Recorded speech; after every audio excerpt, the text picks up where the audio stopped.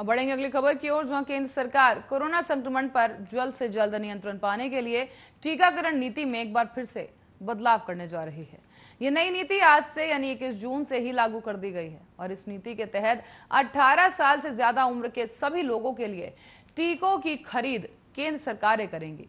इससे पहले सिर्फ 45 साल या उससे ज्यादा उम्र के लोगों को और हेल्थ केयर वर्कर्स को और फ्रंट लाइन वर्कर्स के लिए ही केंद्र सरकार की तरफ से मुफ्त वैक्सीन मुहैया कराई जा रही थी। और इसी बीच अब केंद्र सरकार ने 1 मई 2021 को नई टीकाकरण नीति का लागू कर दिया है। इसमें 18 से लेकर 44 साल तक के लोगों के लिए अब वैक्सीन खरीदने का जिम्मा राज्य को दे दिया था। साथ ही आपको बता दें, केंद्र के इस फैसले की चौतरफा निंदा और विरोध भी शुरू हो गया है। यहां तक कि ब्रिटिश मेडिकल जनरल लॉरेंस ने भी सरकार की इस नीति को गलत ठहराया है। विपक्षी दलों की सरकारों के साथ ही सुप्रीम कोर्ट ने भी सरकार की नई वैक्सीनेशन पॉलिसी पर कई गंभीर सवाल उठाए थे। इसी बीच आपको बता दें कि केंद्र सरकार को टीकाकरण नीति में बदलाव करते हुए फिर से एक बार खरीद प्रक्रिया को अपने हाथ में लेना पड़ा। सरकार ने पिछले दिनों बदलाव का ऐलान करते हुए कहा कि 21 जून से नई टीकाकरण नीति को लागू किया जा रहा है।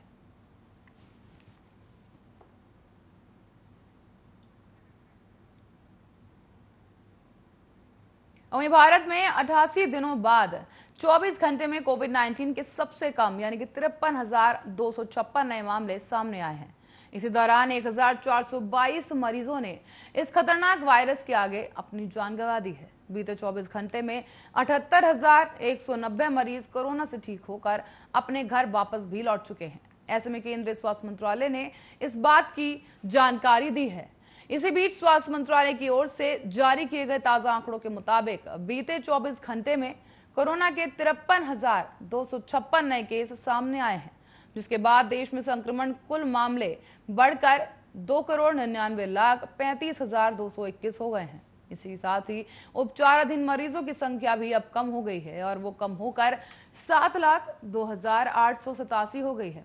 केंद्रीय स्वास्थ्य मंत्रालय की ओर से सुबह 8 बजे ही जारी किए गए आंकड़ों के अनुसार देश में संक्रमण से करीब 1,422 लोगों की मौत के बाद अब मृतकों की संख्या बढ़कर 3,88,135 हो गई है। इसके साथ ही देश में 65 दिन बाद संक्रमण से मौत के इतने कम मामले सामने आए हैं। तो वहीं अभी 7,02,887 लोगों का कोरोना वायरस संक्रमण का इलाज चल रहा है, जो कि कुल मामलों का 2.35% है।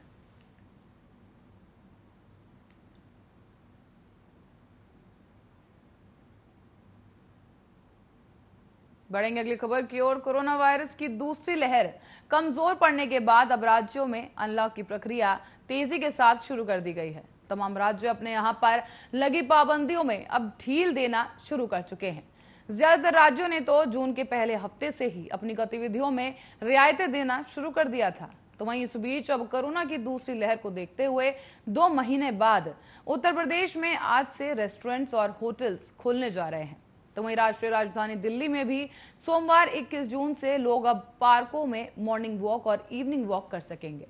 इसके अलावा कई अन्य राज्यों में भी बंद पड़ी दुकानें अब खुलने जा रही हैं। अप्रैल मई महीने में कोरोना की दूसरी लहर ने जमकर तबाही मचाई थी।